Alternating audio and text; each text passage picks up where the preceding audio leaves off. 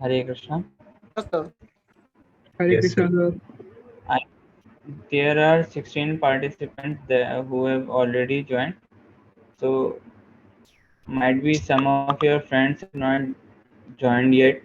So can you ask them to join?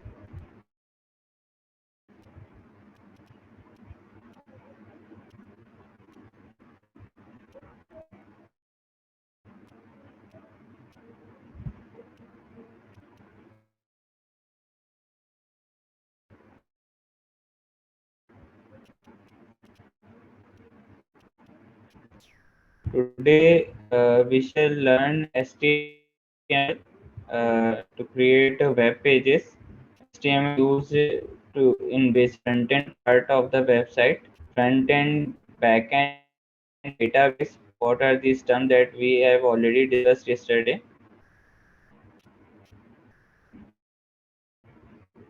Today we shall learn HTML, and I have scheduled CSS for tomorrow, and whatever the project that we are going to create, what are the components and what are the features that it is provided when you will able to create your website. Sir, your voice and video is lagging a little bit. Then according to those features, sorry,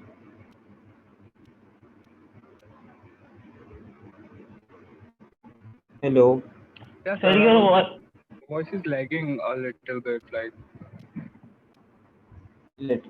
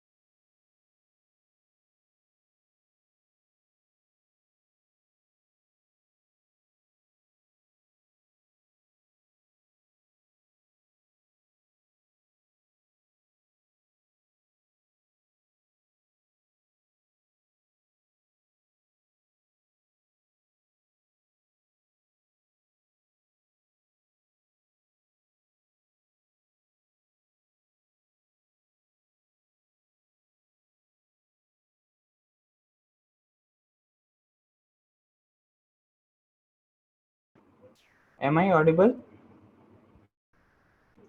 Yes, sir. yes, sir. Okay. So project features के बारे में हम लोग कल discuss करेंगे and then according to features you will have your assignments for the next week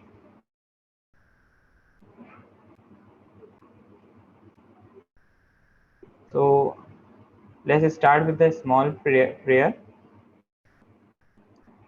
ओम ज्ञानतिमिरान्धस्य ज्ञानाञ्जनशलाकया चक्षुरुन्मिलितं येन तस्मै श्रीगुरुवे नमः श्रीचैतन्यमनोभीष्टं स्थापितं येन भूतले स्वयं रूपा कदा मह्यं ददाति स्वपदान्तिकं नमो विष्णुपादाय कृष्णपृष्ठाय भूतले श्रीमते भक्तिवेदान्ते स्वामी नामिने नमस्ते सरस्वते देवे गौरवाणी प्रचारिणे निर्विशेष शून्यवादी पाश्चात्यदेशतारिणे जय श्री कृष्ण चैतन्य प्रभु नित्यानंद श्री अद्वैत गदाधर श्रीवासादि गौर भक्तवृंद।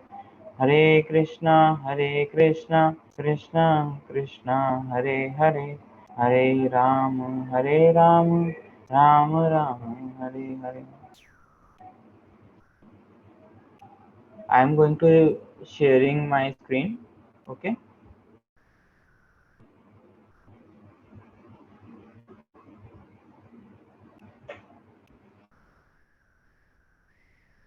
So basically आप लोग चाहें तो आप लोग अपने अपना सिस्टम में जो भी लैपटॉप आप लोग यूज कर रहे हैं उसमें एक टेक्स्ट एडिटर खोल लीजिए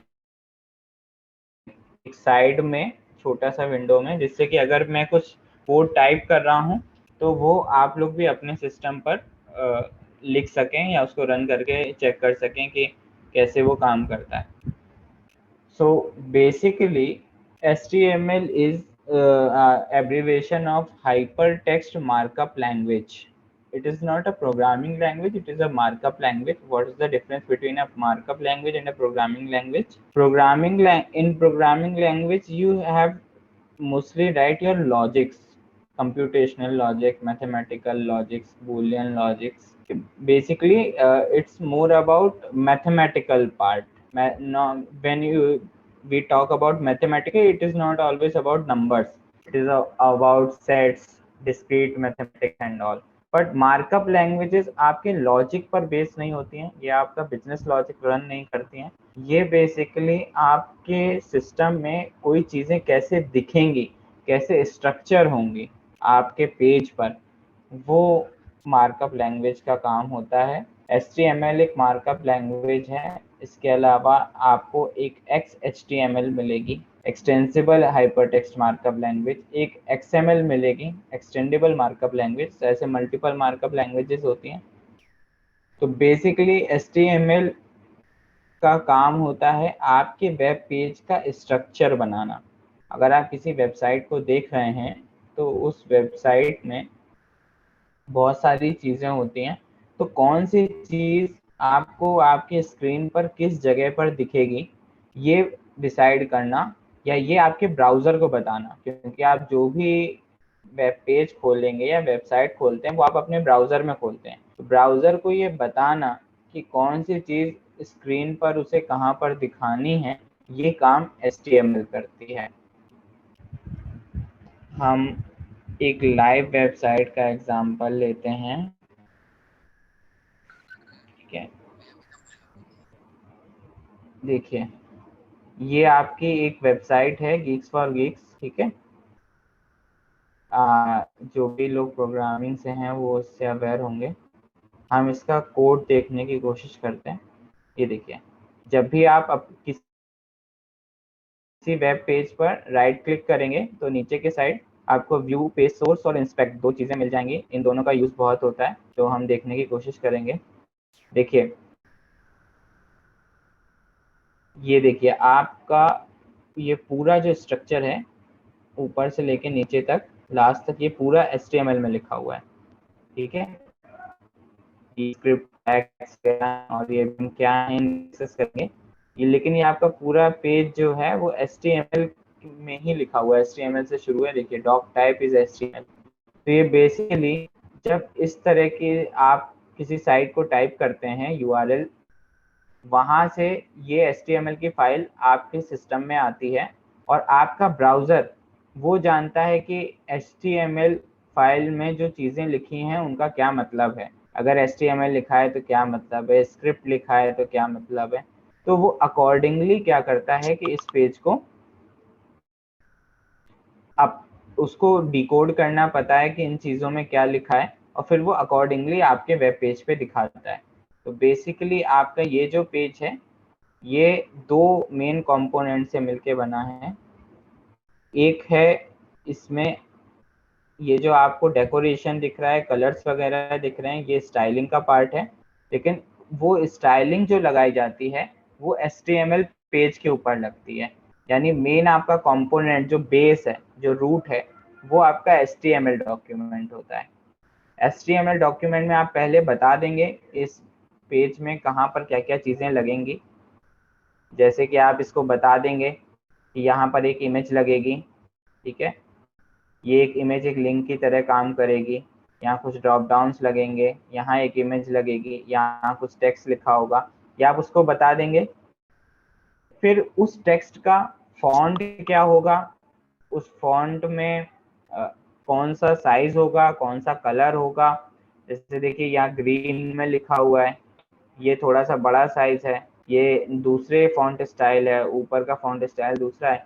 तो ये सारी चीजें फिर आप उसको स्टाइलिंग में बताते हैं। तो हम एक एक करके सीखेंगे ये सारी चीजें क्या होती हैं। HTML पेज बनाने के लिए आपको किसी भी आईडी की जरूरत नहीं है, आप किसी भी टेक्स्ट एडिटर का यूज कर सकते हैं HTML का पेज बनाने के लिए।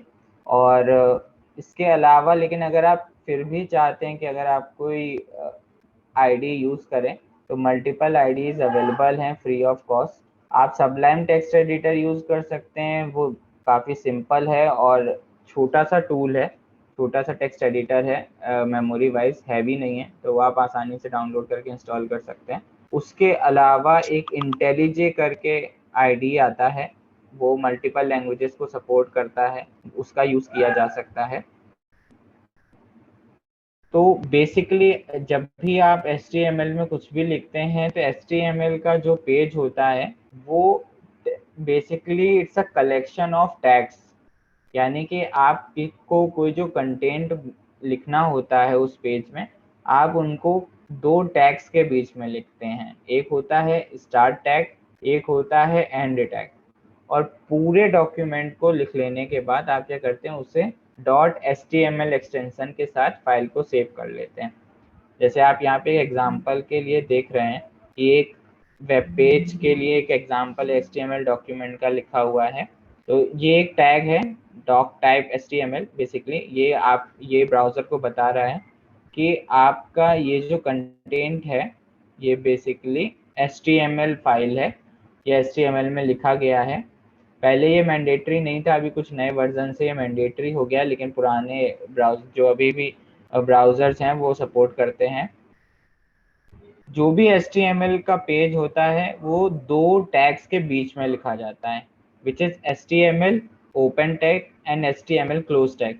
जो कोई भी कुछ भी कंटेंट आपका HTML टैग्स के बीच में लिखा जाता है, केवल वही आपका ब्राउज़र आपको शो कर सकता है। इस HTML टैग के बाहर आप कुछ लिख देंगे तो वो आपका ब्राउज़र शो नहीं कर सकता। उसके लिए आपके डॉक्यूमेंट की starting is HTML tag, then उसके अंदर का कंटेंट रहता है, उसके अंदर आप मल्टीपल टैग्स लगा सकते हैं। जो दो मेन टैग होते हैं वो होता है एक हेड टैग और एक बॉडी टैग। तो हम इनके बारे में देखते हैं कि कैसे काम करता है। पहले हम एक वेबसाइट एक एग्जांपल के लिए बनाने की कोशिश करते हैं। मैं सबलाइम टेक्स्ट यूज़ कर रहा हूँ, ठीक है, और ये मैंने HTML टैग लिखा हुआ है। आप लोग अपने सिस्टम में भी मेरे साथ टाइप कर सकते हैं। एंड ये मैंने एक p टैग लिखा,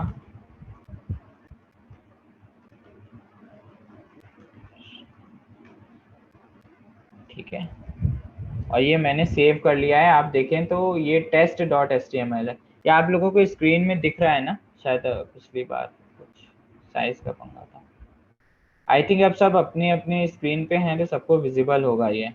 yes sir, yes Yes, sir, sir, it's visible हो रहा visible. है सर, अच्छे से हो रहा है। हाँ, तो ये आप फाइल को मैंने देखिए test.html से नाम सेव कर लिया था ऑलरेडी। तो अगर आप चाहें तो आप किसी और नाम से सेव कर सकते हैं। मैंने ये आपको दिखा दूँ, ये देखिए 63 बाइट्स की फाइल test.html नाम से सेव है, ठीक है। ये जब आपने फाइल लिखी इसको आप सेव करा लीजिए और अब इस फाइल को ओपन करते हैं।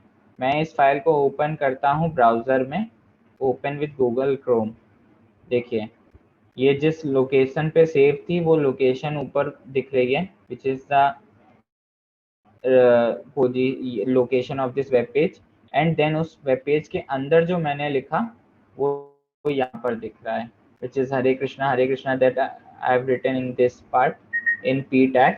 सो बेसिकली इस तरीके से एक HTML का पेज शुरू होता है।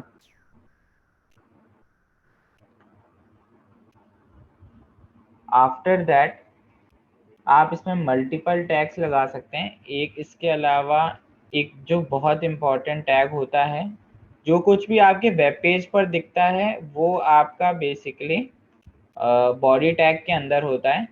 Head tag is basically contains things for title and Meta data.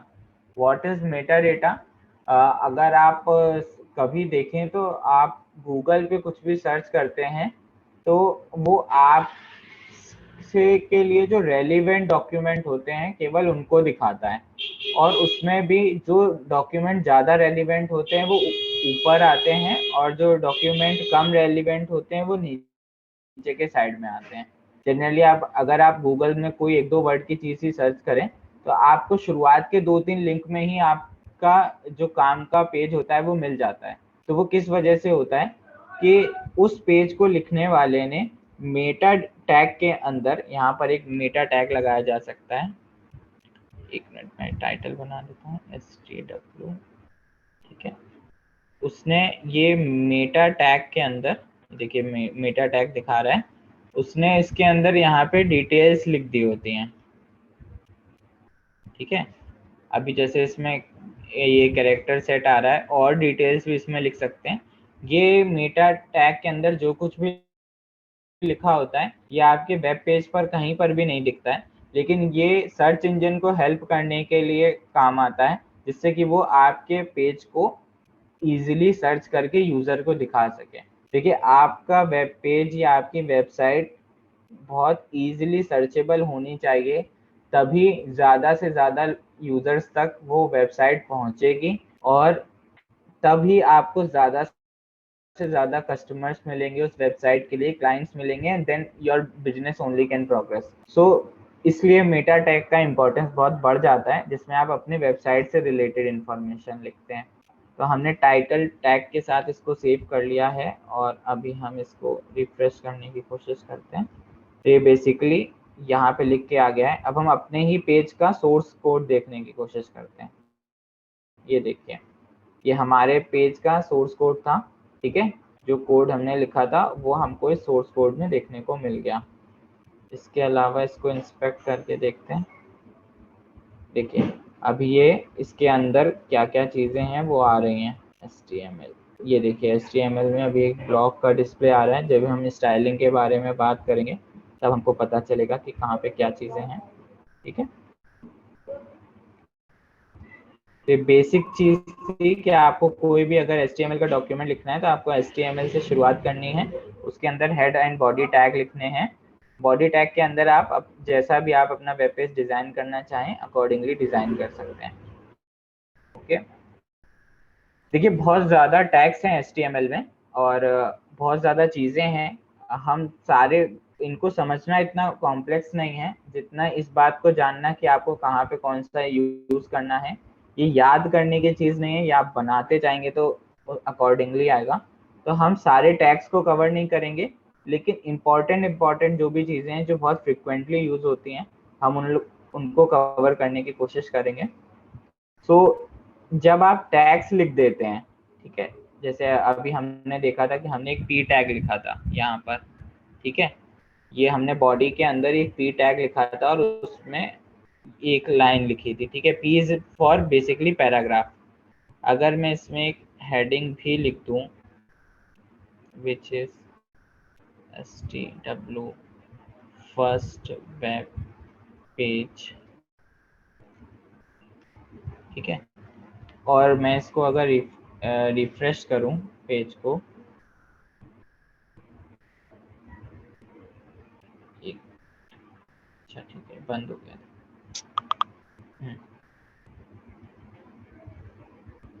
Basically तो देखिए मैंने हेडिंग लिखी तो वो हेडिंग यहाँ पर आ गई। ऐसे बहुत सारी टैग्स के को लगा कर आप बहुत सारी चीज़ें लिख सकते हैं। हेडिंग्स के लिए टैग हैं, पैराग्राफ के लिए टैग हैं, लाइंस के लिए टैग हैं, इमेज लगा सकते हैं, लिंक लगा सकते हैं, बटन बना सकते हैं, फॉर्म क्रिएट कर सकते हैं। Basically anything that you have ever seen on any website is in the end developed on a HTML page. कोई भी नई टेक्नोलॉजी आई है जो भी फ्रंट एंड बनाने के लिए आई है, इवन अभी तक एंगुलर JS, रिएक्ट JS कुछ भी आ गया है, लेकिन उनमें HTML को कोई भी रिप्लेस नहीं कर सकता है, क्योंकि बेसिकली यही आपके प्रोजेक्ट का, ये वेबसाइट का स्ट्रक्चर बनाएगी। अगर आपका कभी आपने फेसबुक यूज किया हो और उसमें अगर आपका कभी इंटरनेट डाउन हो, तब आपने देखा होगा कि एक बहुत नॉर्मल सा पेज खुलता है। अभी मैं इंटरनेट डाउन करके तो नहीं दिखा सकता आपको, लेकिन उसमें पूरा ये सर सिंपल जिसमें चीजें लिखी सर रहती हैं। इमेज की जहाँ पे सर हाँ डिस्क्रिप्शन लिखा होता है सर, लाइक अ हाँ टॉल हाँ बॉय और वैसा कुछ। यस हाँ सर। हाँ, तो वो वैसे जो लिखा रहता है वो बेसिकली HTML में ही लिखा होता है। तो कोड किसी भी वेबसाइट का हो वो HTML में ही लिखा होगा, ठीक है। उसके ऊपर फिर चीजें धीरे धीरे लगाई जा सकती हैं उसको यूज करने के लिए या मॉडिफाई करने के लिए। तो अब हम बात करते हैं कि HTML में एट्रीब्यूट्स का क्या मतलब होता है। देखिए, अभी आपने जब टैग लिखा, ठीक है, कि मैंने p टैग लिखा और p टैग के अंदर मैंने कोई टेक्स्ट लिख दिया, ठीक है, तो अभी वो text as it is view हो गया। लेकिन हर बार ऐसा नहीं होता कि आपने जो नॉर्मल चीज लिखी उसको वैसा ही आपको देखना हो, या डिफॉल्ट जो उसका फॉन्ट आ रहा है वैसा ही आपको देखना हो, या उसकी जिस पोजीशन पे वो दिख रहा है वो वैसे ही दिख रहा हो। बेसिकली क्या होता है, जब आप HTML पेज लिखते हैं तो आपने टैग से तो बता दिया कि हाँ ये पैराग्राफ है और पैराग्राफ का में ये आपको टेक्स्ट लिखना है, ये हेडिंग है, हेडिंग का टेक्स्ट ये लिखना है। लेकिन आपको अपने पेज में कई बार अलाइनमेंट करने पड़ते हैं, ये वाली हेडिंग लेफ्ट में आएगी, ये वाला पार्ट सेंटर में आएगा टेक्स्ट, ये वाला राइट में आएगा, ये इमेज बॉटम में आएगी। ये सारी चीजें आपको बतानी होती हैं, ठीक है। उसके अलावा क्या होता है कि आपको कई बार चीजों का हाइट एंड विड्थ डिसाइड करना होता है, क्योंकि अलग अलग सिस्टम पे अलग अलग स्क्रीन है।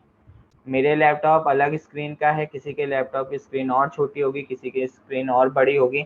अगर आप एक वेबसाइट बना रहे हैं तो ये आपकी रिस्पॉन्सिबिलिटी है कि आपका वेब पेज किसी भी स्क्रीन पर बिल्कुल परफेक्टली फिट होना चाहिए। अगर वो स्क्रीन छोटी है तो वो अकॉर्डिंगली एडजस्ट कर ले, बड़ी है तो अकॉर्डिंगली एडजस्ट कर ले, जिस स्क्रीन पे आपने बनाया है तो वो एडजस्ट कर ले। तो इसके लिए क्या होता है कि आपको उन टैग्स के साथ साथ उन टैग्स के कुछ एट्रीब्यूट्स भी लिखने पड़ते हैं कई बार, ठीक है। जैसे अगर आप देखें इस एग्जांपल में मैंने लिखा है कि एक इमेज को लगाने का टैग है। अभी इमेज क्या होती है हम आगे देख लेंगे। इसमें इस इमेज के टैग में हमने 3 एट्रीब्यूट लिखे हुए हैं, which is one is source, one is width and one is height. अब ये क्या बता रहा है एक्चुअल में, ये आपके HTML पेज को बता रहा है कि भाई एक इमेज लगानी है तुम्हें, IMG से उसको पता चल गया कि इमेज लगानी है, उसका सोर्स यानी कि वो जो उसको इमेज लगानी है वो कहाँ पर है, तो वो उसी डायरेक्टरी में जहाँ पर वेब पेज है उसी फोल्डर में पड़ी हुई है एक इमेज, और उसको वो इमेज लगानी है। तो सोर्स उस इमेज का ये है लोकेशन, ठीक है। उसको 500 पिक्सल की विड्थ देनी है और 600 पिक्सल की हाइट देनी है, ठीक है। तो इस तरीके से आप HTML के टैग्स में एट्रीब्यूट्स ऐड कर सकते हैं। ये हमेशा नेम एंड वैल्यू के पेयर में रहते हैं, यानी कि एट्रीब्यूट का नेम है सोर्स एंड नेम है विड्थ, नेम है हाइट एंड उनकी वैल्यू है जो आगे उसमें आपने फिल करी हुई है। इससे आप बैकग्राउंड का कलर, टेक्स्ट का कलर, फॉन्ट साइज, फॉन्ट का डिज़ाइन, फॉन्ट स्टाइल, बहुत सारी चीज़ें कर सकते हैं। अलग अलग टेक्स्ट में अलग अलग एट्रीब्यूट्स अवेलेबल रहते हैं। बस सिचुएशन ये है कि जब भी आपका स्टार्ट टैग और एंड टैग होता है तो एट्रीब्यूट्स आपको हमेशा स्टार्ट टैग में लगाना पड़ेगा। जैसे कि हमारा ये p टैग था, तो p टैग ये था और एक p टैग का एंड टैग था, ठीक है। अगर आप ये सोच रहे हैं कि अगर आपको कहीं पर स्पेस वगैरह देना हो, मैं ऐसे लिख दूं स्पेस बहुत सारा और आगे स्पेस बन जाएगा, ठीक है, तो वो नहीं बनता है। अननेसेसरी के स्पेसेस और जो न्यू लाइंस होती हैं वो पेज जो है आपका ब्राउज़र हटा देता है। तो बेसिकली आपको इन सारी चीज़ों को ध्यान में रखकर वेब पेज बनाना होगा, ठीक है। तो जब भी आप लिखेंगे इसमें, एक मिनट, जब भी आप एट्रीब्यूट्स लिखेंगे तो वो एट्रीब्यूट हमेशा स्टार्ट टैग में आएगा। तो ये एक बॉडी का स्टार्ट टैग है, ये हेडिंग 1 का स्टार्ट टैग है, ये पैराग्राफ का स्टार्ट टैग है। तो जब भी आपको एट्रीब्यूट्स लिखने हैं तो वो इन स्टार्ट टैग में आएंगे, कभी भी एंड टैग के अंदर आपके एट्रीब्यूट्स नहीं लिखे जाते हैं। अभी हम जब और आगे देखेंगे तब हम इन एट्रीब्यूट्स को यूज करके देखेंगे। सो बेसिकली एक हेडिंग के लिए 6 तरह की हेडिंग्स होती हैं HTML में।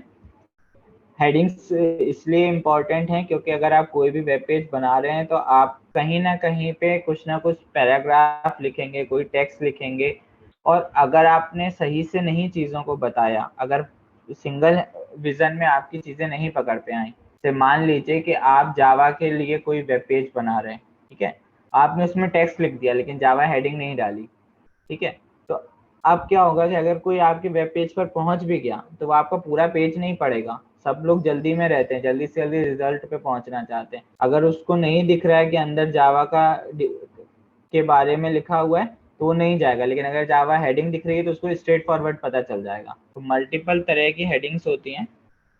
हम यहाँ पे सब तरह की हेडिंग्स के लिए ट्राई कर लेते हैं बनाने का।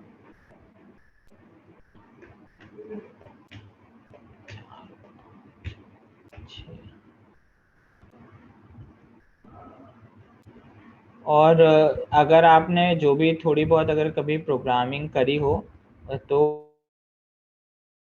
आप इसमें देखेंगे कि वहाँ पर जब आपका कोड होता है तो वो एरर दे देता है। आप इंटरप्रेटर की लैंग्वेज लिखें, यानी कि जिसमें 1 by 1 लाइन कोड कंपाइल होता है, तो उसमें एरर्स आ जाती हैं। लेकिन अगर आप कंपाइलर वाली लैंग्वेज लिखें तो उसमें भी कंपाइलेशन के टाइम ही एरर आ जाती है। लेकिन क्योंकि ये प्रोग्रामिंग लैंग्वेज नहीं है, तो अगर आपने इसमें कोई टैग से गड़बड़ करी है तो वो आपको कभी भी एरर बताएगा नहीं। तो जब आपका वेब पेज रन होगा तब भी एरर नहीं आएगी, और जब आप वेब पेज रन करने के लिए लिख रहे होंगे तब भी कोई एरर नहीं आएगी, क्योंकि आपका पेज कभी भी ट्रांसलेट नहीं हो रहा है। ठीक है, वो जो कंप्यूटर वाला टर्म होता है ना कि आपका प्रोग्रामिंग लैंग्वेज से 0-1 में ट्रांसलेट होता है, वो वाला पार्ट यहाँ पे नहीं हो रहा है। ये बस एक मार्कअप लैंग्वेज है जो आपके प्रोजेक्ट का स्ट्रक्चर बता रही है। अगर आपने वेब पेज को गलत लिखा हुआ है, यानी HTML टैग्स को सही से यूज नहीं किया हुआ है, तो जैसा आपने डिजाइन सोचा है वैसा आपकी स्क्रीन पर नहीं दिखेगा। इस पेज को स्टार्ट करने की कोशिश करते हैं। ये देखें, इसको रिफ्रेश करते हैं, ये रही आपकी सारी हेडिंग। H1 इज जिसमें सबसे बड़ी हेडिंग से अगर आपको यूज करनी है तो H1, देन अकॉर्डिंगली छोटा होता जाता है H2, H3, H4, H5 and H6। 6 तरह की हेडिंग्स रहती हैं। ओके, इसके अलावा हम आगे देखते हैं CSS के बारे में। CSS पर कल हम डिटेल पूरा क्लास लेंगे कि CSS को कैसे यूज कर सकते हैं, बट बेसिकली आप समझें अगर मोटे तौर पे, तो CSS का मतलब होता है कास्केडिंग स्टाइल शीट्स। ठीक है, एक्चुअल में जैसा मैंने आपको बताया कि आपका अभी ये जो आप पेज देख रहे हैं, it is not looking attractive at all. सब कुछ ब्लैक है, अपने फॉन्ट साइज के हिसाब से जो है उसने अपना फॉन्ट साइज डिसाइड कर लिया है, टैग के हिसाब से फॉन्ट स्टाइल भी उसका अपनी मर्जी का है, एवरीथिंग जो है वो उसकी मर्जी से चल रही है, जो डिफ़ॉल्ट रहती है ब्राउज़र की। आप अगर कुछ कलर देना चाह रहे हैं या उसका साइज चेंज करना चाह रहे हैं तो वो नहीं है। लेकिन अगर आप इस वेब पेज को देखेंगे तो यहाँ ग्रीन कलर है, यहाँ एक इमेज है, यहाँ का फॉन्ट साइज अलग है, ये फॉन्ट अलग है, ठीक है, नीचे कुछ ये प्रोग्राम अलग लैंग्वेज इसमें लिखा हुआ है कलर्स में, ये लिंक्स ग्रीन में हैं फिर रेड हो जा रही हैं। तो ये सारी चीज़ें जो है ना, स्टाइल कि वो अट्रैक्टिव दिखे, अपील करे लोगों को उसे यूज़ करने के लिए, तो उसके लिए आपको अपने वेब पेज में स्टाइल ऐड करनी पड़ती है, which is doing by cascading style sheets और CSS से क्या होता है कि इसको लगाने के एक तो कई तरीके हैं जिन पर अभी हम बात करेंगे, लेकिन ये क्या कर सकता है कि आपके पूरे वेब पेज को, इवन आपकी पूरी वेबसाइट में अलग अलग जो वेब पेज हैं उनके भी लेआउट को ये कंट्रोल कर सकता है। अभी अगर आपने देखा तो हेड ऊपर H1 से लेके H6 तक बस जस्ट लेफ्ट अलाइन होकर हेडिंग्स लिख कर आ गई, लेकिन अगर वही कुछ सेंटर में अलाइन होके आ जाती तो शायद मेरे को और अच्छा लगता। तो ये पूरे वेब पेज को इजीली उसका लेआउट कंट्रोल करने के काम में आती है कि आपको उसका अलाइनमेंट कहाँ पे करना है, कहाँ पर कितना गैप देना है, कहाँ पर टेक्स्ट का साइज क्या रखना है, किसका कलर क्या रखना है, किस एलिमेंट को कहाँ पर पोजीशन करना है पूरे वेब पेज में। बैकग्राउंड में अगर आपको कोई इमेज लगानी है तो कैसे लगानी है, बैकग्राउंड में अगर आपको कोई कलर देना है तो कैसे देना है, किसी मोबाइल पर आपका पेज दिखेगा तो कैसा दिखेगा, किस दूसरी स्क्रीन साइज पे दिखना होगा तो कैसे दिखेगा। तो ये सारी चीज़ें कंट्रोल करने के लिए आपके पास CSS होती है। CSS को आपके HTML डॉक्यूमेंट में लगाने के 3 तरीके हैं। पहला तरीका आपका इनलाइन है। इनलाइन इज लाइक कि आप स्टाइल एट्रीब्यूट का यूज करिए, और स्टाइल एट्रीब्यूट का यूज करने के बाद आपको जिस टैग के अंदर का पार्ट चेंज करना है, सपोज करिए कि आपको केवल एक पैराग्राफ है जिसमें आपने कुछ लिखा हुआ था, ठीक है, या कोई इंपॉर्टेंट लाइन लिखी हुई थी, आपको केवल उतने पार्ट के की स्टाइल चेंज करनी है, तो आप केवल उस टैग के अंदर जाके स्टाइल एट्रीब्यूट करके आप लिख सकते हैं। इसे देखिए एग्जांपल के तौर पर इसमें लिखा हुआ है, इसने बॉडी टैग के लिए लिखा है स्टाइल एट्रीब्यूट का यूज किया है विच इज नेम। वैल्यू के अंदर उसने लिखा है background colour is powder blue. ठीक है, अब हम इसको यूज करने की कोशिश करते हैं अपने वेब पेज में। देखिए ये हमारा बॉडी टैग था, इसके अंदर हम लिखते हैं स्टाइल बैकग्राउंड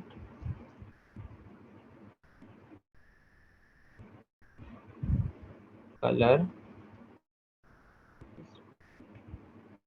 पाउडर ब्लू। ठीक है, अब हम इसको रिफ्रेश करते हैं सेव करने के बाद।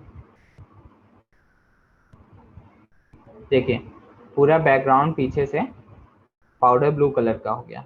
ठीक है, लेकिन अभी ये क्या हुआ कि आपने जिस टैग के अंदर लगाया उस टैग के अंदर जितना भी कुछ लिखा हुआ था, ठीक है, वो सबके ऊपर अप्लाई हो गया। लेकिन अगर आप चाहते हैं किसी स्पेसिफिक टैग पर कुछ और हो तो वो अलग कर सकते हैं, जैसे उस स्पेसिफिक टैग को स्टाइल कर सकते हैं।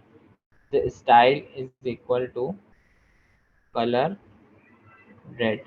ठीक है, इसको रन करने की कोशिश करते हैं। ये देखिए आपकी H1 जो है वो रेड कलर की हो गई। तो आपके HTML पेज में स्टाइल को या CSS को ऐड करने का ये एक तरीका है, which is one of the worst way of doing this. Why? अगर आप किसी वेब पेज को देखेंगे, जैसे हम ये जावा का गीक्स फॉर गीक्स का पेज देख रहे थे, आप देखिए ये कितना बड़ा वेब पेज है। ठीक है, ये 227 लाइन का है, और वो भी 227 लाइन का आपको इसलिए दिख रहा है क्योंकि बहुत सारे चीज़ें इसमें से अवॉइड कर दी गई हैं, केवल ये लिंक वाला पेज था। ठीक है, इसमें ज़्यादातर लिंक्स हैं और ज़्यादा कंटेंट नहीं है। ठीक है, अब एक्चुअल में इसको बहुत ज़्यादा मतलब उस तरीके से लिखा गया है प्रोफेशनल मैनर में, इसलिए आपको इतना छोटा दिख रहा है। अगर आप इसको नॉर्मली देखेंगे तो 1000 दो हजार लाइन के, या कई बार 8 हजार लाइन तक भी वेब पेजेस HTML पेज चले जाते हैं। अगर आप हर टैग पर जाकर चीज़ों को चेंज करेंगे या स्टाइलिंग करने की कोशिश करेंगे तो पहली बात तो ये एक बहुत ज़्यादा एफर्ट लेगा आपका करने के लिए। दूसरी बात ये है कि अगर आपको कुछ भी चेंज करना होगा तो वो बहुत मुश्किल होगा। तो कभी भी इनलाइन स्टाइलिंग को अवॉइड किया जाता है। ये बहुत स्पेसिफिक केस में यूज़ करी जाती है जब पूरा वेब पेज एक जैसा है और आपको एक बहुत छोटी सी चीज़ चेंज करनी है, तब आप कभी कभी स्टाइल एट्रीब्यूट का यूज़ कर लेते हैं, लेकिन जनरली इसको अवॉइड किया जाता है इनलाइन तरीके से स्टाइलिंग को यूज़ करने को। दूसरा तरीका होता है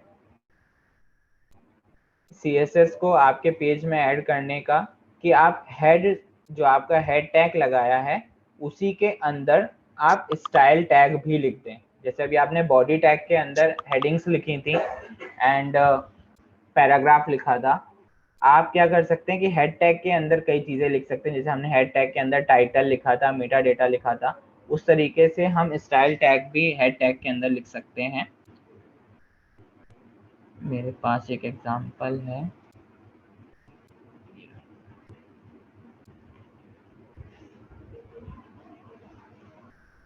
देखिए ये हमारा हेड टैग था, इस हेड टैग के अंदर हमने क्या किया, ये स्टाइल लिख लिया।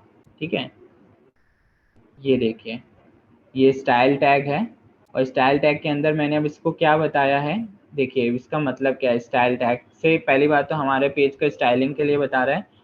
यहाँ पे ये बता रहा है सबसे पहले कि कौन से टैग के बारे में स्टाइलिंग करनी है। तो सबसे पहले उसने बताया कि देखो बॉडी टैग की स्टाइलिंग करनी है। उसकी स्टाइलिंग में क्या करना है, उसका बैकग्राउंड कलर बताना है, और बैकग्राउंड कलर क्या है, उसको पाउडर ब्लू कर देना है। दूसरा उसने बताया कि H1 हेडिंग के लिए स्टाइलिंग करनी है, और वो आपको कलर देना है उसका ब्लू, यानी उसमें जो कुछ भी लिखा है वो ब्लू। एक आपको पी टैग की स्टाइलिंग करनी है, और उसका कलर कर देना है आपको रेड। ठीक है, तो हम यहाँ से ये वाली स्टाइलिंग को हटा देते हैं और देखते हैं कि ये जो हम स्टाइल टैग को यूज करके स्टाइलिंग कर देते हैं वो कैसे होती है। देखिए अभी आपको ये पाउडर ब्लू ही दिख रहा है, इसको कुछ और चेंज कर देते हैं, इसको ग्रीन कर देते हैं।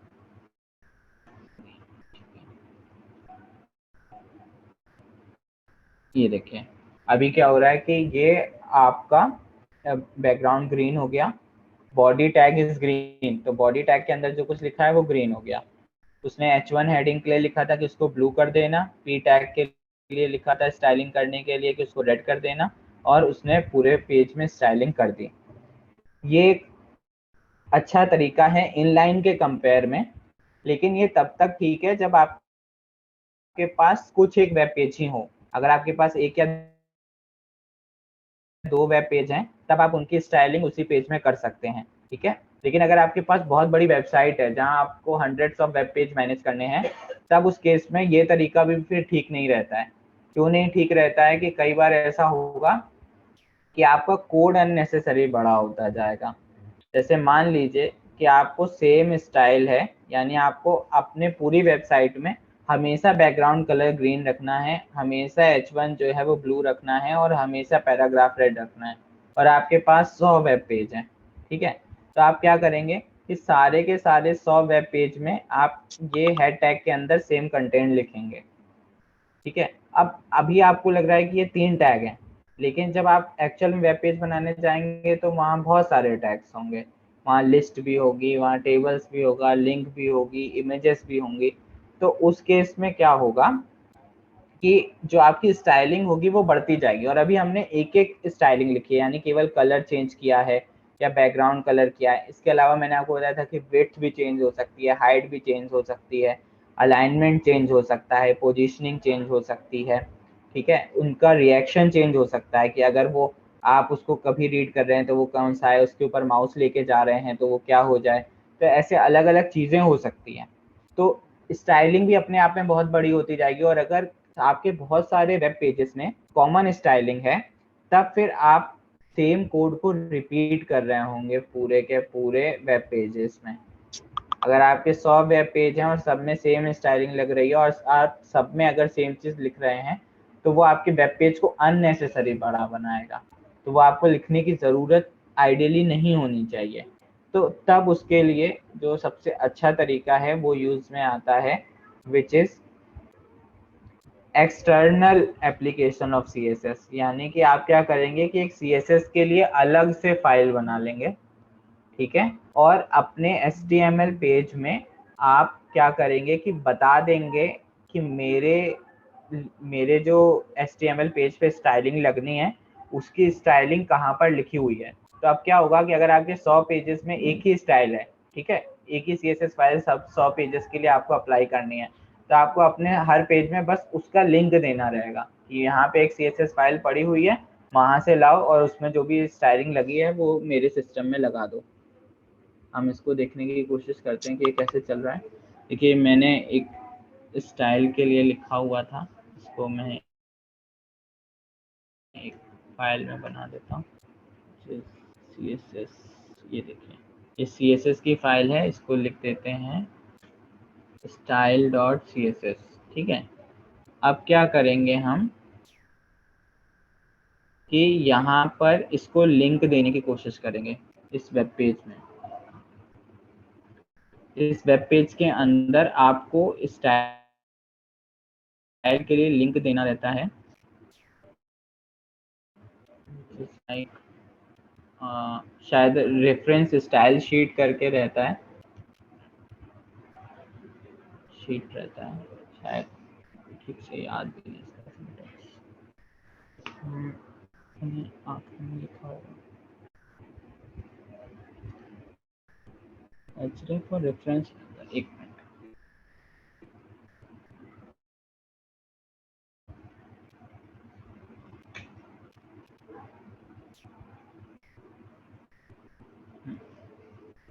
href रहता है।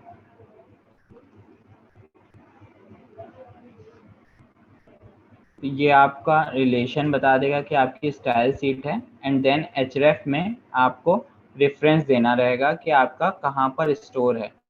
तो मेरा सेम डायरेक्टरी में है, तो मैंने सेम डायरेक्टरी के साथ ही दे दिया है। अभी आप देखें तो मैंने यहाँ से स्टाइल टैग को हटा, मतलब स्टाइल टैग के अंदर चीज़ें लिखी थी।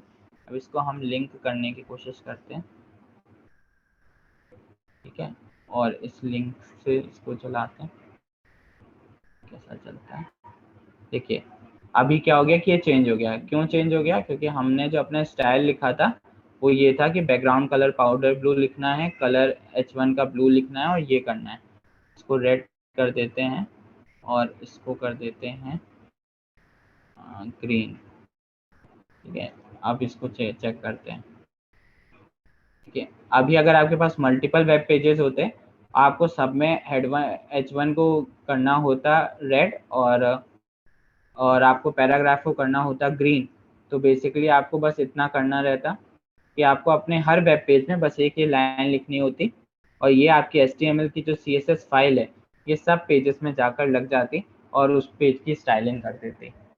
CSS के बाकी डिटेल्स हम लोग कल अच्छे से डिटेल में देखेंगे कि वो कैसे काम करते हैं।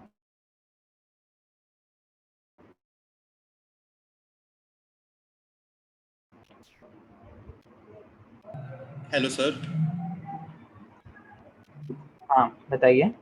सर एक तो पहले सर ये डाउट है कि सर मान लीजिए बॉडी के अंदर कुछ भी लिखा हुआ है, तो हमने बॉडी में स्टाइल लगाया, तो वो तो फिर पूरे बॉडी में जो भी कुछ लिखा रहेगा सब पे अप्लाई हो जाएगा। बट हमें अगर उसके पर्टिकुलर एक पार्ट पे अप्लाई करना है तो कैसे करेंगे? सर मान लीजिए सर SSTW को ही बस लाल कलर का करना था, बाकी सब ब्लैक कलर का ही करना था, तो कैसे करेंगे?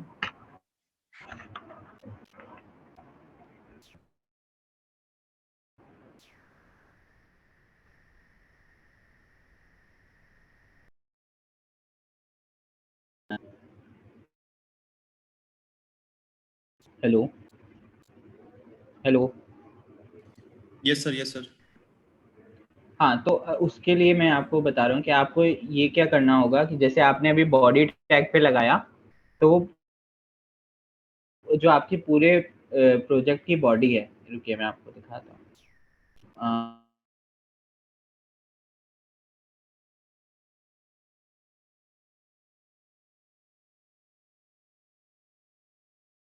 आपको आपके प्रोजेक्ट की देखिए बॉडी दिखा रहा है ना, ये तो जो भी आपकी बॉडी में है ये इतना पार्ट है।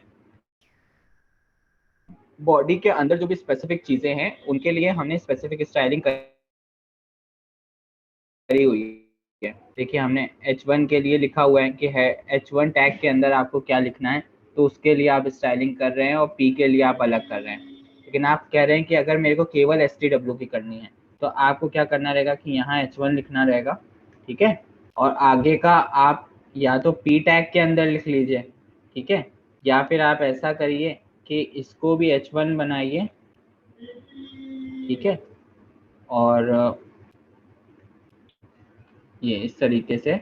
और क्या करिए कि इस H1 की जो स्टाइलिंग है वो यहाँ से ना करके, इस जगह से ना करके, यहाँ पर आप क्या कर सकते हैं, क्लास और आईडी का यूज़ कर सकते हैं। क्लास और आईडी क्या होती है अभी हम आगे कवर करेंगे कि किसी अगर टैग्स के ग्रुप बनाए जाएं और उन ग्रुप्स में अगर अप्लाई किया जाए तब कैसे चीज़ों पे फॉर्मेटिंग होगी, तो वो अभी हम देखेंगे कि क्लास और आईडी का यूज़ करके कैसे स्टाइलिंग करी जाती है। जनरली स्टाइलिंग पूरी बॉडी पर नहीं होती है, उस पूरी बॉडी को कई छोटे छोटे ब्लॉक्स में बांटा जाता है। पूरे पेज का एक साथ डिज़ाइन न करके एक एक कंपोनेंट डिज़ाइन किया जाता है। जैसे अगर आपकी स्क्रीन है तो आप अपनी स्क्रीन में डिसाइड कर लेते हैं कि एक इतना ऊपर का हिस्सा है टॉप का, एक सेंटर का है, एक बॉटम है, एक लेफ्ट टॉप है, एक राइट बॉटम है। इस तरीके से आप अपने अपने स्क्रीन को डिसाइड कर लेते हैं कि मैं इस कंपोनेंट में क्या लगाऊंगा, इस ब्लॉक में क्या लगाऊंगा, और फिर ब्लॉक वाइज जो है आप स्टाइलिंग करना शुरू करते हैं। और उस ब्लॉक वाइज स्टाइलिंग में भी आप क्लास और आईडी का यूज करके जनरली स्टाइलिंग करते हैं, जिसकी वजह से क्या होता है कि आपकी स्टाइलिंग ज़्यादा इजी हो जाती है और ज़्यादा स्पेसिफिक हो जाती है। अभी हम उनके बारे में देखेंगे कि वो कैसे काम करते हैं, क्लास एंड आईडी।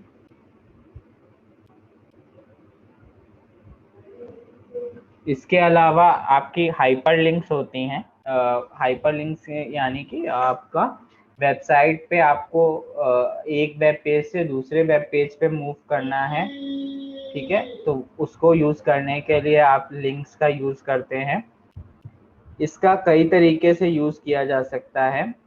एक तरीका तो ये है कि आपके लिंक आपने बनाई और उस लिंक में आपने कोई टेक्स्ट लिखा, वो टेक्स्ट की लिंक का काम कर रहा है, ठीक है।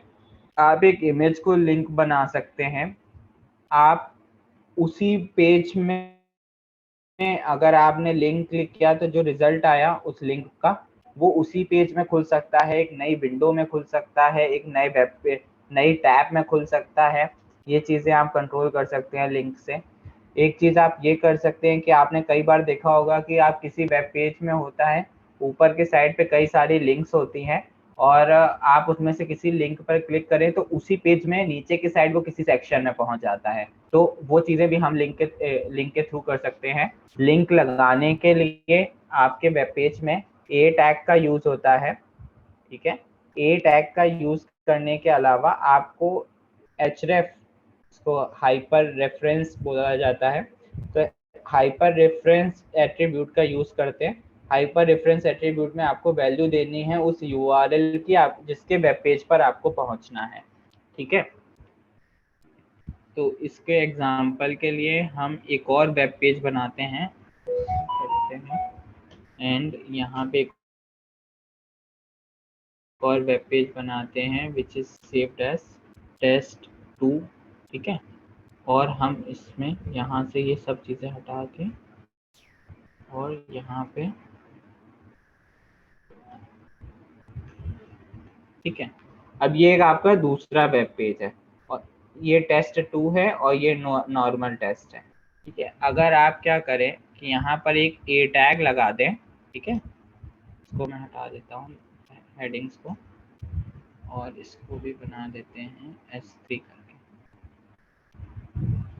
आप ए टैग का यूज करें और उसमें href दें, href एंड लोकेशन दे दें उस वेब पेज की, ठीक है। तो ये आपका वहाँ पर, अब ये लिंक तो आपकी बन गई, ठीक है, लेकिन अब क्या है कि आप ये लिंक वेब पेज में ढूंढेंगे कैसे, तो वो अभी हम क्या करते हैं कि go to test2 करके ये बना लेते हैं, ठीक है। और go to test2 से आप इसको रिफ्रेश करने की कोशिश करते हैं। देखिए अब ये क्या हुआ कि ये वेब पेज बन गया, ओके। क्या स्टाइलिंग हुई है इसकी, अच्छा ये S3 हो गया था।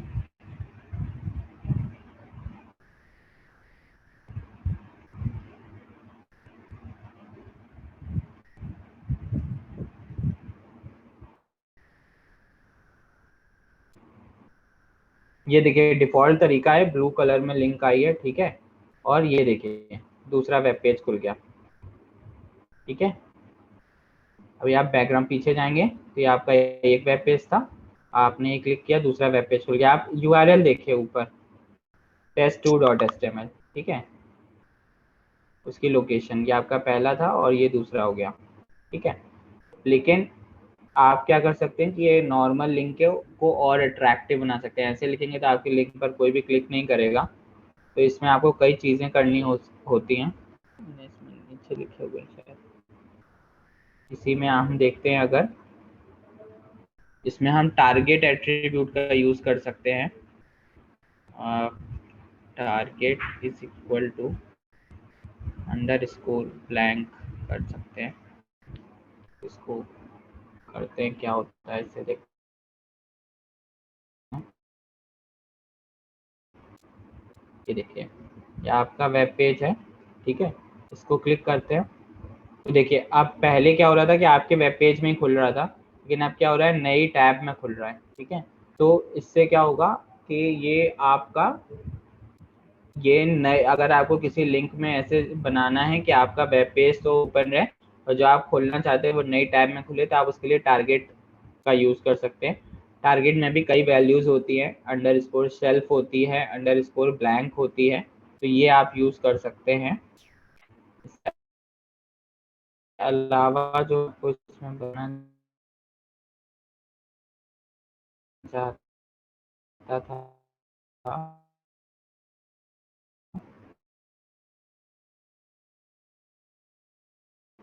वो एक क्लास के अलावा था कि अगर आप एक वेब पे थ्रू मूव करना चाहें तो कैसे मूव करेंगे। जैसे मान लीजिए कि आपने एक 5000 वर्ड्स का एसे लिखा, ठीक है, तो अभी आपने क्या किया उस एसे में कि आपने जो भी उसके हेडिंग्स थी, ठीक है, वो आपने ऊपर एक आउटलाइन सेक्शन बना के लिख दिया। अब लेकिन आपके उस एसे का केवल एक ही पार्ट किसी को पढ़ना है, तो उसको पूरा वेब पेज स्क्रॉल करके ना ढूंढना पड़े, तो आपने क्या किया कि उन आउटलाइंस को एक लिंक बना दिया, और जैसे ही वो किसी लिंक पे क्लिक करेगा तो सीधे उस हेडिंग के अंडर में जो चीज़ लिखी होगी वो वहां पहुंच जाएगा, ठीक है। तो इसके लिए क्या करना होता है, इसको अलग देखिए, इसके लिए दो चीज़ें करनी रहती हैं। पहला तो ये कि आपको जहां पर पहुंचाना है, ठीक है, वहां पर आपको उस एट्रीब्यूट को ए टैग से ही लिखना होता है, लेकिन आपको वहां पे टारगेट एट्रीब्यूट का यूज करना पड़ता है। यानी कि आप बता रहे हैं कि ये टारगेट पॉइंट है जहां पर पहुंचना है, और आप उसको एक नाम दे देते हैं। और जहां पर आप उसके लिए लिंक बनाते हैं, ठीक है, जहां पर आप उसके लिए लिंक बनाते हैं वहां पर href में उस टारगेट की वैल्यू के साथ हैश लगा देते हैं और वो वैल्यू उसको दे देते हैं। तो इस तरीके से वो उस सेक्शन पे पहुंच जाता है। देखिए हमने ये वेब पेज लिखा है, हम इसको देखने की कोशिश करते हैं। अब देखिए ये क्या थी, ये लिंक कृष्णा जो है वो कहाँ से आ रही है, मैं इसका साथ साथ में आपको पेज सोर्स पे दिखाता हूँ। देखिए जो पहली लिंक कृष्णा आ रही है वो कहाँ से आ रही है, ये ए टैग बना हुआ है, यहाँ से आ रही है, ठीक है, उसमें हमने KRISHNE लिखा है, ये एक लिंक है, ठीक है। तो अभी ये यहाँ से पहुँच रहा है। आप ऊपर का सेक्शन देखिएगा, अभी test.html खोला हुआ है, ठीक है। अब आप क्या चाहते हैं कि ये यहाँ पर पहुँच जाए, यानी जो आपने H1 में हरे कृष्णा लिखा हुआ है यहाँ तक पहुँच जाए। इसको ऐसा करते हैं, यहाँ पर आपको इसको पहुंचाना है हरे कृष्णा पे। अभी आपको ये इसी पेज में दिख रहा है, लेकिन कई बार ऐसा होता है कि आपका पेज बहुत बड़ा होता है तो आपको नीचे पहुंचाना होता है। आप ऊपर देखिएगा, आप जब इस लिंक पे क्लिक करते हैं तो देखिए कहाँ पहुंच गया, ये कृष्णा पर पहुंच गया है, ठीक है। ऊपर जो नॉर्मल test.html लिखा था वो अब आगे हैश कृष्णा लग चुका है। जब हम इसको बैक करेंगे तो ये नॉर्मल ऊपर की लिंक पर पहुंच गया, इसलिए ऊपर URL से हट गया। आप फिर से क्लिक करिए तो यहाँ ये हरे कृष्णा पर पहुंच जाएगा, ठीक है। कृष्णा ये कैसे दिखा रहा है, क्योंकि आपने टारगेट का जो नाम दिया था वो कृष्णा दिया हुआ था, ठीक है, और आपको यही टारगेट आपको अपनी लिंक में यूज करना है, तो आप उसी पेज के दूसरे सेक्शन में पहुंच जाएंगे। ये क्लियर हुआ सबको? Yes, sir. Yes sir. Okay, तो इस तरीके से आप लिंक्स का यूज कर सकते हैं। बाकी हम उनके स्टाइलिंग के साथ कैसे काम करेंगे वो हम CSS जब पढ़ेंगे तब देखेंगे। इसके अलावा हमारे पास इमेजेस रहती हैं। इमेजेस को लगाने का तरीका ये है कि आप क्या कर सकते हैं कि उसमें इमेज img टैग यूज करते हैं। सोर्सेज इज लाइक, सोर्स में आपको उस इमेज की लोकेशन बतानी है, और ऑल्ट एट्रीब्यूट में, ऑल्ट एट्रीब्यूट इज बेसिकली कि अगर आपने कभी किसी वेबसाइट में गए हों और किसी इमेज के ऊपर जाएं तो हल्का सा एक टेक्स्ट दिखने लगता है, तो वो टेक्स्ट कैसे दिखता है, वो ऑल्ट टैग के अंदर जो लिखा होता है उससे दिखता है। तो हम इसको लगाने की कोशिश करते हैं इमेज को। मैं देख लेता हूँ मेरे पास कोई इमेज पड़ी हो तो।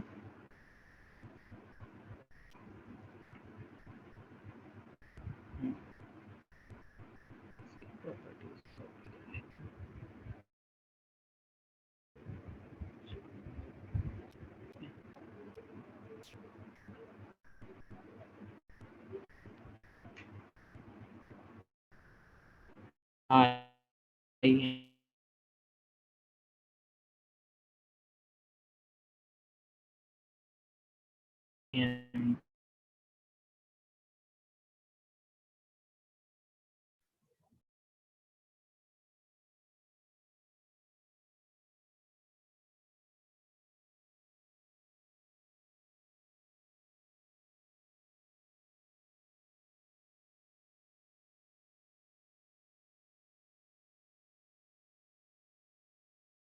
G.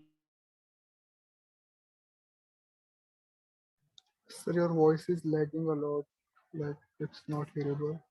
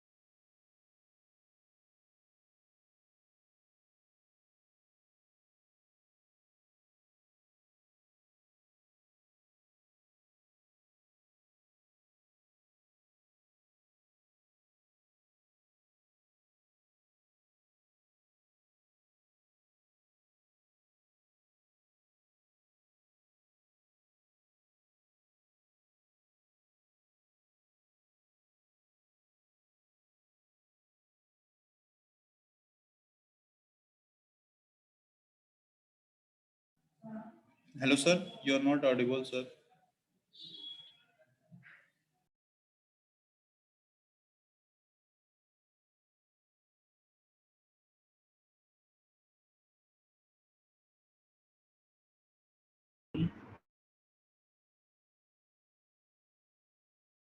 लोकेशन दे दी जहाँ पे पड़ी हुई है, टैग ऑल्ट एट्रीब्यूट दे सकते हैं इमेज का इंफॉर्मेशन देने के लिए कि वो इमेज किसके, आप स्टैक को चाहें तो बंद कर सकते हैं। Sir, sorry, sorry to interrupt you, sir. Actually, about for 2 minutes, you were not audible.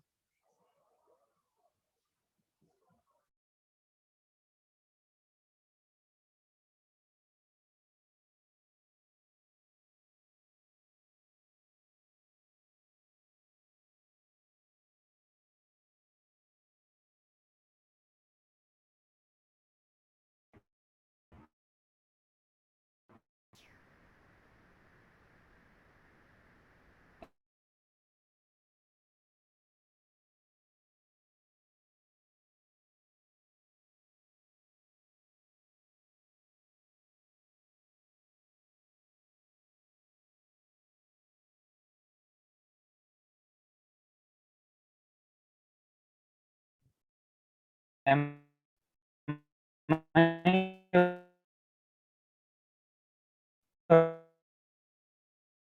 No, sir. So your voice is taking a lot.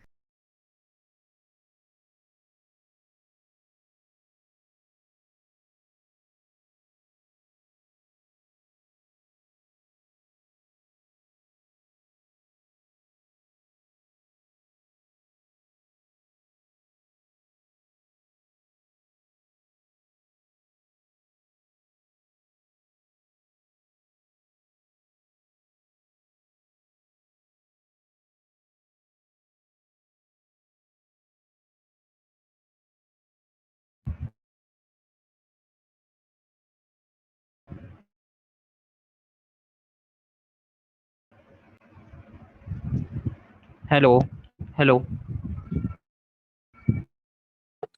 Yes, sir. Now it's clear.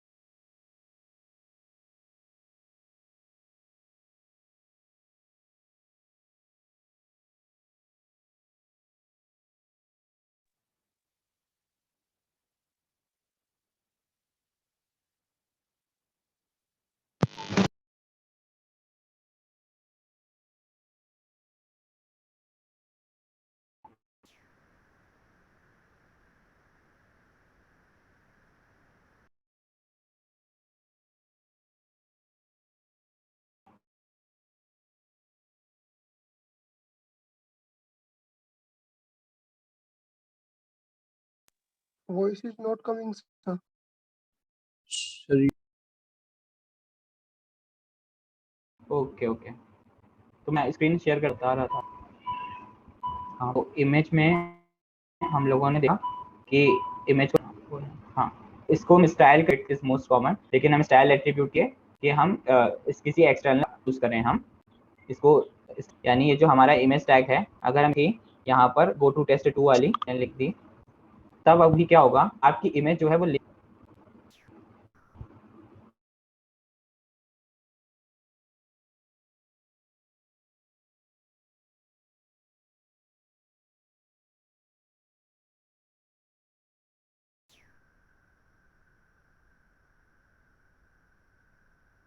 Am I audible now? yes, sir.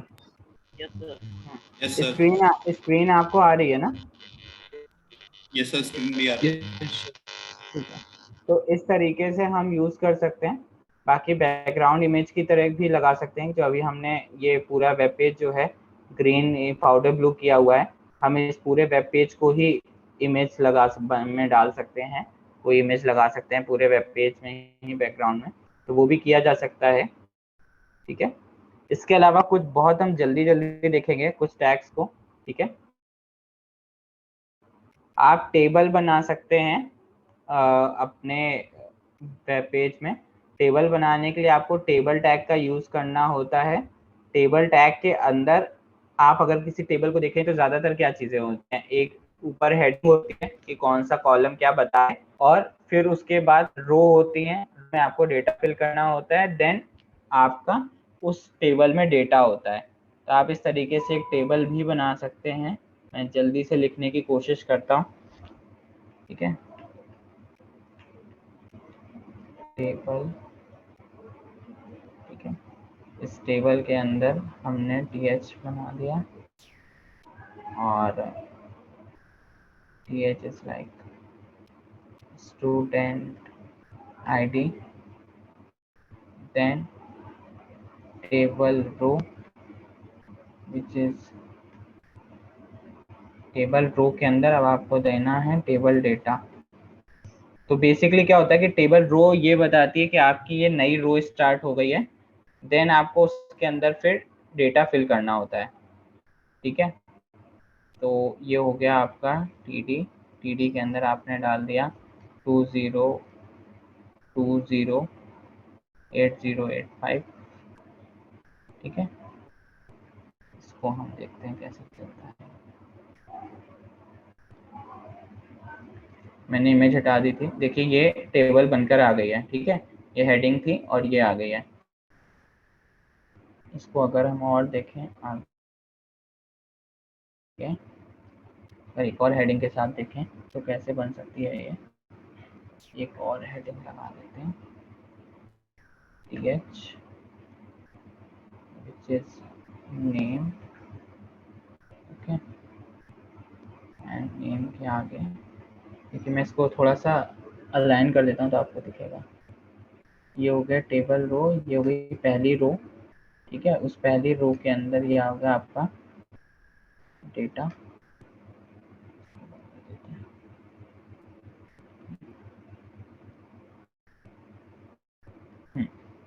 अब मैं इसी रो के अंदर data में डाल देता हूँ दूसरा डेटा टीडी विच इज,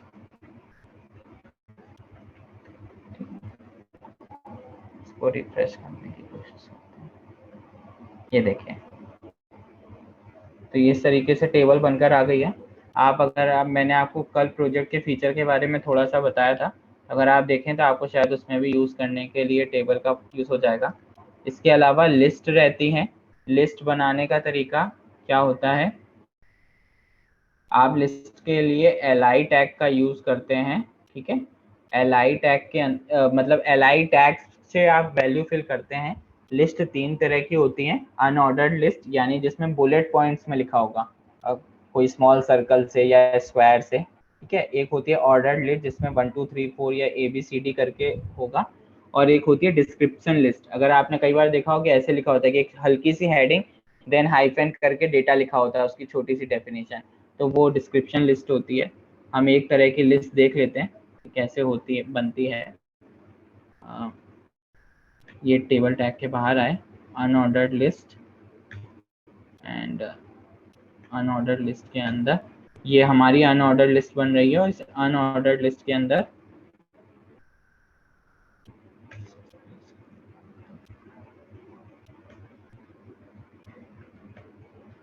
इस अनऑर्डर्ड लिस्ट के अंदर हम देख लेते हैं कि कैसे आपको ऐड करना है। li आपने लिखा, li के अंदर कोई भी कुछ भी कंटेंट लिख दिया, ठीक है, कृष्णा,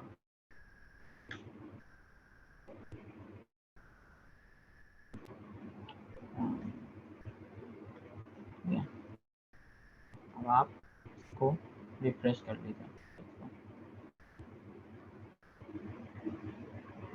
ये देखिए, ये आपकी अनऑर्डर्ड लिस्ट बनकर आ गई है, ठीक है। अभी ये बाय डिफॉल्ट क्या होता है कि इसमें ब्लैक सर्कल से है, इसको भी चेंज किया जा सकता है, इसको स्क्वायर बनाया जा सकता है, इन ब्लैक सर्कल्स को बड़ा किया जा सकता है।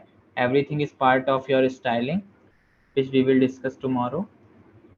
इसको ऑर्डर्ड लिस्ट बना सकते हैं, ठीक है। तो ये देखिए 1 2 3 के जो इसका डिफॉल्ट होता है उस तरीके से आ गया। तो टेबल्स और लिस्ट आपके बहुत ज़्यादा यूज़ होती हैं। उसके अलावा जो बहुत इम्पॉर्टेंट आपका टैग है और जो बहुत ज़्यादा फ्रिक्वेंटली यूज़ होता है, which is your div tag. div is basically form of division. जैसा कि मैं आपको बता रहा था कि आपका वेब पेज क्या होता है, पूरे वेब पेज को ऐसे सीक्वेंस वाइज डिज़ाइन करके ब्लॉक वाइज डिज़ाइन किया जाता है, top bottom centre left right इस तरीके से। तो और हम लोग डिस्कस कर रहे थे कि स्टाइलिंग भी फिर उन ब्लॉक्स पर ही लगती है। तो किसी भी आपके HTML के पेज बनाने में आप क्या करते हैं कि उस ब्लॉक को बनाने के लिए div टैग का यूज़ कर सकते हैं। तो div टैग के बारे में देखिए, यहाँ पे एक जो सेकेंड लाइन लिखी गई है वो बहुत इंपॉर्टेंट है, which is the div element is often used as a container for other HTML element.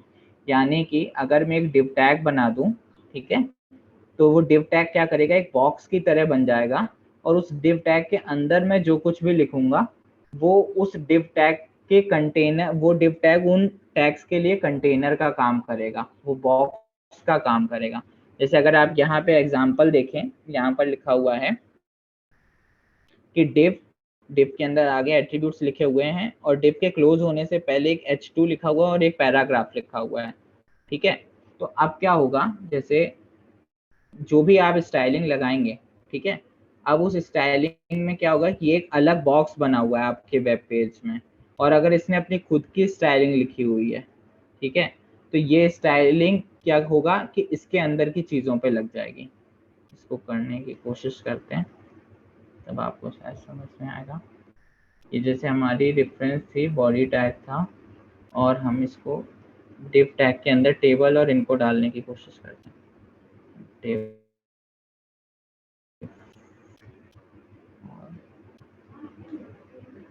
ये हमारा div टैग हो गया, और इसके अंदर style which is background color is black, color is white, ठीक है। इसको चलाने की कोशिश करते हैं, कैसे चलेगा। ये देखिए,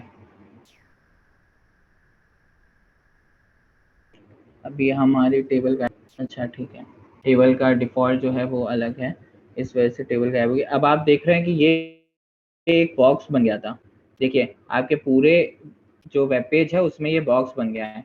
अगर आपको वेब पेज का बॉक्स देखिए यहाँ से दिख भी जाएगा, अगर आप इंस्पेक्ट करेंगे तो ये आपका ब्लॉक हो गया, देखिए डिस्प्ले ब्लॉक आ रहा है, ठीक है, इसमें ये पूरा वेब पेज आ रहा है HTML, ये डिस्प्ले अब ब्लॉक आने लगा है, ठीक है।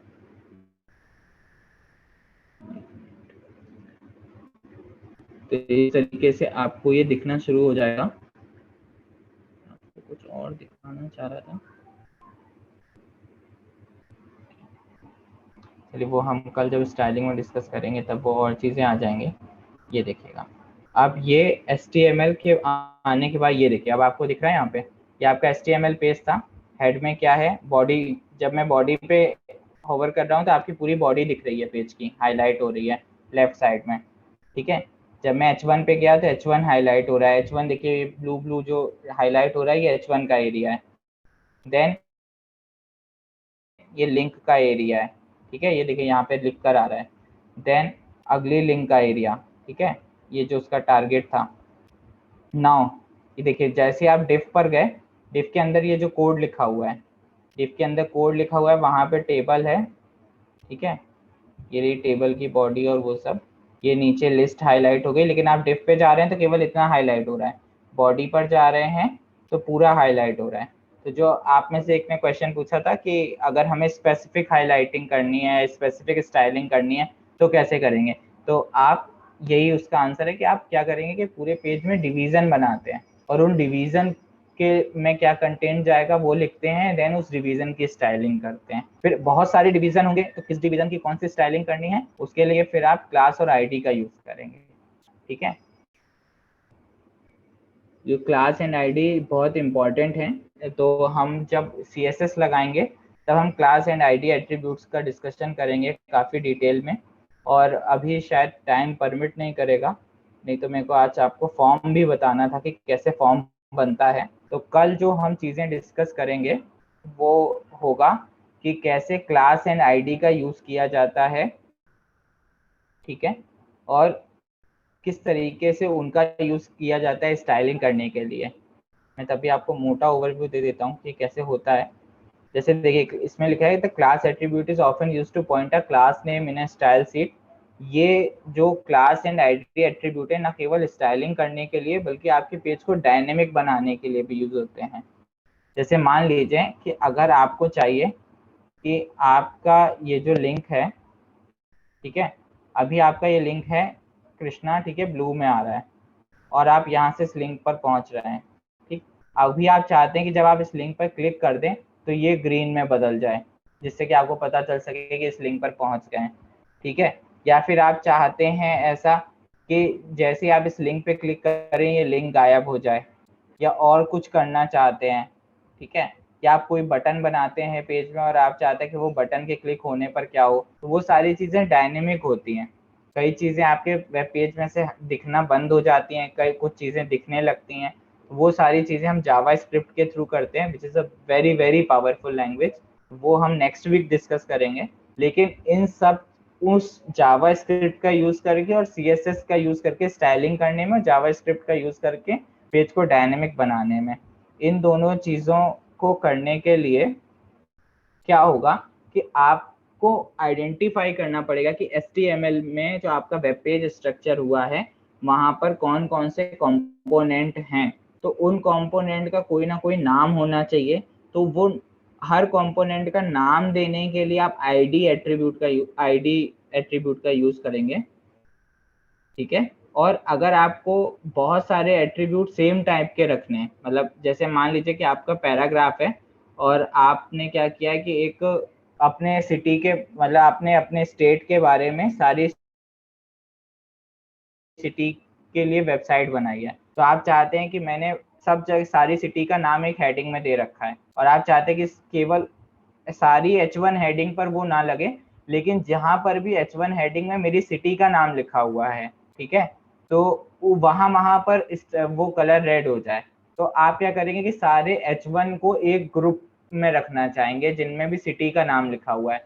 तो आप क्या करते हैं कि उस ग्रुप को एज ए क्लास कह देते हैं कि उसका क्लास आपने सिटी दे दिया। तो क्लास एंड आईडी एट्रीब्यूट कल हम पूरा अच्छे से समझेंगे और उनमें CSS लगाने की कोशिश करेंगे एकदम डिटेल में और उनको चला कर देखेंगे। तो इस तरीके से आईडी एंड क्लास का यूज़ करके आप पेज को डायनेमिक बना सकते हैं और स्टाइलिंग कर सकते हैं। एंड मोस्ट इम्पॉर्टेंट थिंग जो आपको बहुत ज़्यादा यूज़ में आती है विच इज़ HTML फॉर्म्स। आप किसी भी वेबसाइट पे जाएंगे आपको साइन अप, लॉगिन ये सब करना पड़ता है, आपको बटन्स बने होते हैं वहाँ पे, उन बटन्स पे क्लिक करने पर कुछ कुछ चीज़ें होती हैं, तो वो फॉर्म कैसे बनते हैं वो हम कल बनाना सीखेंगे, ठीक है। इसके अलावा आप लोग का कोई डाउट है तो मुझे बता दीजिए।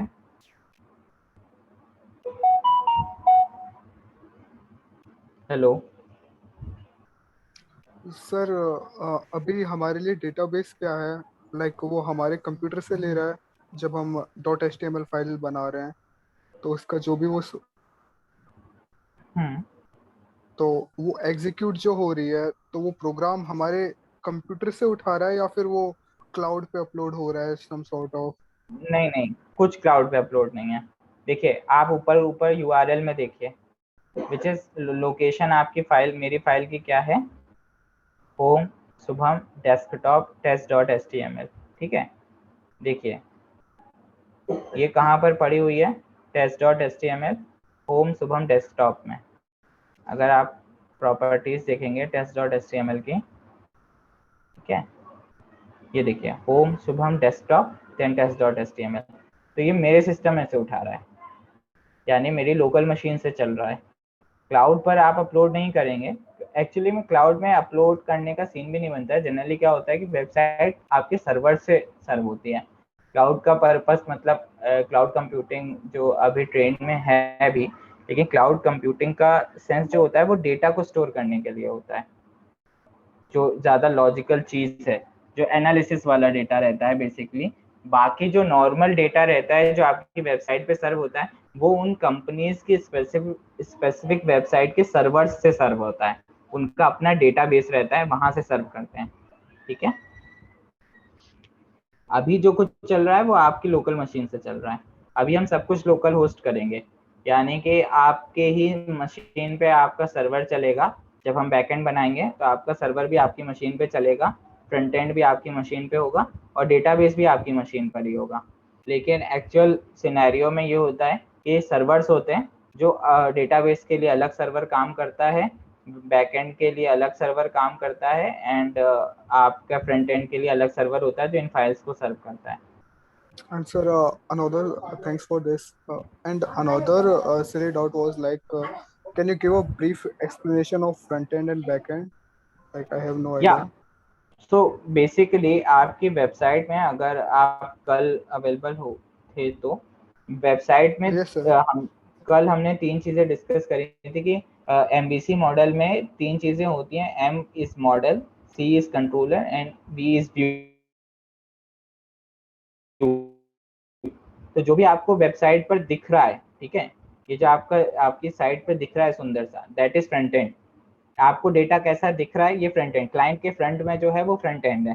तो इसमें क्या क्या चीजें आएंगी, इसमें HTML आएगा, आपका वेब पेज का स्ट्रक्चर क्या होगा, इसमें CSS आएगी, जावास्क्रिप्ट आएगी, jQuery आएगी, बूटस्ट्रैप आएगी। जो भी चीजें आपको डेटा को आपके मशीन पे दिखाने के काम आएंगी वो फ्रंट एंड है। लेकिन ये डेटा कैसे आएगा, अगर आप किसी लिंक पे क्लिक करेंगे तो दूसरा कैसे प्रोसेसिंग होगी, पीछे बिजनेस लॉजिक कैसे लगेगा, अगर आप यूजर नेम पासवर्ड डाल रहे हैं तो वो आपका यूजर नेम पासवर्ड निकाले, मैच करे, सही है तो आपको नया चीज दे, गलत है तो आपको बताए, ये सारा बिजनेस लॉजिक पीछे चल रहा होता है आपके। तो वो आपकी मशीन पे नहीं चल रहा होता, वो सर्वर्स पे चल रहा होता है। ये वेब पेज आपकी मशीन में आके लोड हो चुका है लेकिन बैकएंड सर्वर्स पे चल रहा होता है, तो वो होता है बैकएंड, जहाँ पे बिजनेस लॉजिक चल रहा होता है, which is your controller and model. And जो भी आपको सामने आपके ब्राउजर में दिख रहा है that is your front end which is available on your browser और on your screen. Okay Okay sir, thanks a lot. Okay, और किसी को कोई डाउट है? सर ये जो वेब पेज बना रहे हैं वो अभी जो बने वो हमारे सर्वर पे खुलेगा या फिर किसी और दूसरी जगह भी खोल सकते हैं, मतलब इसको?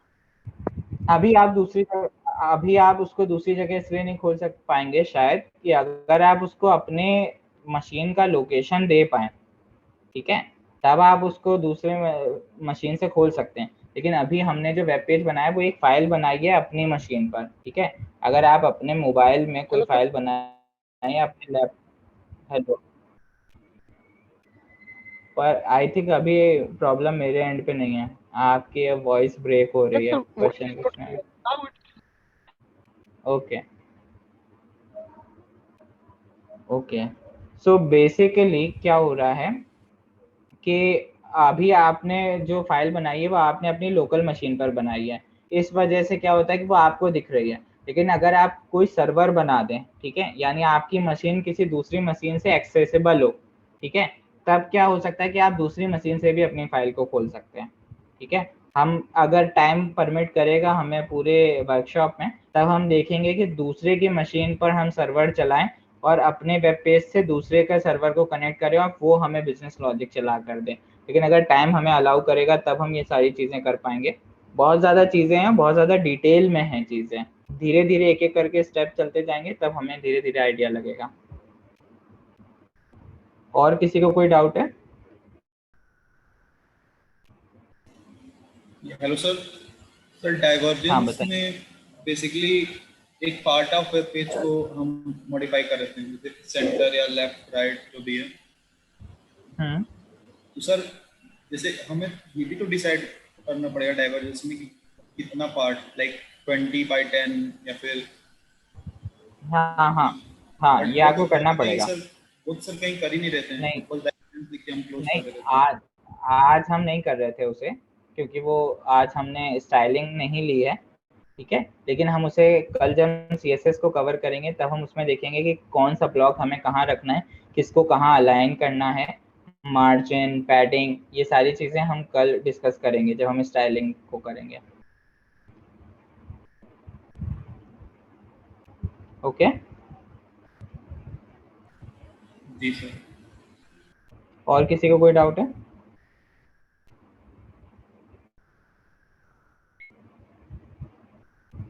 आई थिंक टाइम भी हो चुका है, क्योंकि आप लोग का शायद एक नेक्स्ट सेशन है बहुत इम्पोर्टेंट, और मेरे को मैसेज आ गया है, वो 7 o'clock से सेशन स्टार्ट होगा। तो हम इस क्लास को यहीं जल्दी से रैप अप करते हैं और फिर हम लोग कल मिलेंगे सुबह 11:30 पर, मोस्ट प्रोबेबली, अगर आपकी क्लास उस टाइम पर शेड्यूल होगी कल की तो। एंड